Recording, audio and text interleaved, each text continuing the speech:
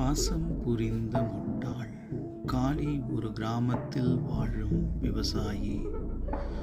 அவன் தன் வயலில் வேலை செய்யும்போது ஒரு சிறிய குடியில் கட்டப்பட்ட குருவி குஞ்சை கண்டான். அப்படியே அது விழுந்துவிடும் என நினைத்தான். காளி அதை பறந்துவிடும் வரை பாதுகாப்பாக வைத்துக் கொள்வதாக முடிவெடுத்தான். நாட்கள் கடந்த பிறகு குஞ்சு பறக்கும் திறமை பெற்றது. ஆனால் காளி அதை விட மறுத்து தனது குடும்பத்தின் ஒரு பகுதியாகவே பார்த்தான்.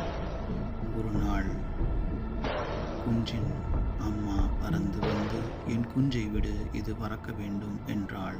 அப்போது காளி உணர்ந்தான், பாசம் என்றால் பிடித்து வைத்திருப்பதல்ல, விடுவதே உண்மையான பாசம். அவன் குஞ்சை பறக்க விட்டான்.